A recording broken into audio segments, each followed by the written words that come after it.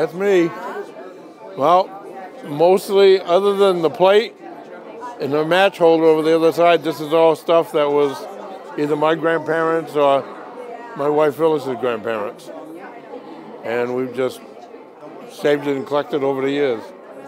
That's an egg box that was made by Winchester Box Company here in Bonneville. Keep your eggs safe? Yeah, it's called the Gardner Egg Box, and it was made right across the street on this side of the river. The other side of the river, I mean, over in Bonneville, Winchester Box Company. They moved here from Winchester, New Hampshire. Started down there, the factory burnt out. Actually, the factory burnt out in Winchester. Moved down here, built the factory there, that burnt, and they moved up off the railroad tracks up off of Winchester Street in Bonneville. I believe that's probably Winchester Street was named after them. But they also changed the name, I believe, up there to the Bonneville Box Company. Well, my dad, that's from my dad, the old cowbell. That was my father had. The old apple peeler, I have no idea how old that is. That was my grandparents. It goes back quite a few years, but I don't know exactly when. It was made by a company in Pennsylvania. That's neat. Turn that and it would peel the apple. Right. Yeah. Yeah. You put the apple on the end, and the spears on the end there, and you can actually buy it. They have them nowadays that are a little more modern than that, but it's the same idea. My wife could beat it. Peels it all off in one fillet. The cream bottle is just something that was my grandparents' stuff. Or it might have been her grandparents. I'm not positive where that came from exactly. The sewing machine was my wife's. That was something I believe probably grandparents had too. That did work until a few years ago. We had a hot tub in a sunroom, and I didn't realize it, but the steam from the hot tub was affecting that, and it rusted it up on us. So it doesn't operate. It won't operate now. It froze.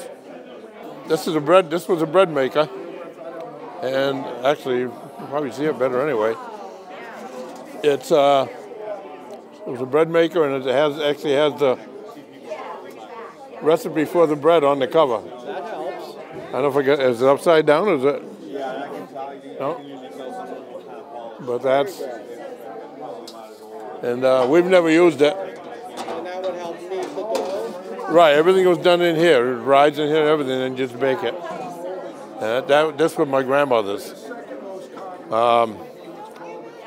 This is a pecan cracker, something my parents had, or like I said, probably goes back to my grandparents again. It's a nutmeg grinder. That was my grandmother's. This here is it was done by a silversmith in Springfield, and his name was Charles Hall. I can't find much on him other than that he was in business, but it's something that her grandparents had, and we've saved it over the years. And you have a mystery here, I guess. Right, the plate. I bought that plate on eBay about 2-3 years ago. I have no idea where they were located. It's a Willoughby Brothers grocery store. It was dated 1910, and I cannot find where they were located in Templeton. I looked in the tax report for 2005, and I found an Arthur Willoughby, who was the only thing I found in 2005 was they lived in Templeton Center, and he paid a poll tax. 1912, I found him in the street list. He's listed as being in East Templeton. Again, he just paid a poll tax, and he's shown there as he was an operator for a trolley, ran a trolley.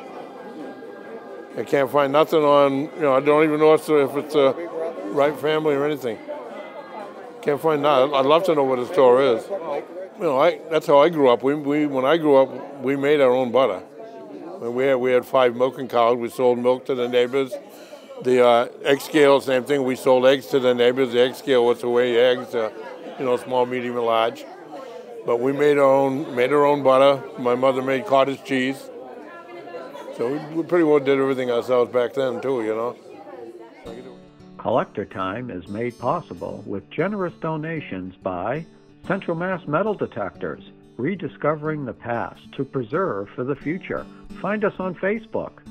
And Tangway Jewelers, 19 Connor Street in Gardner, serving the area since 1976.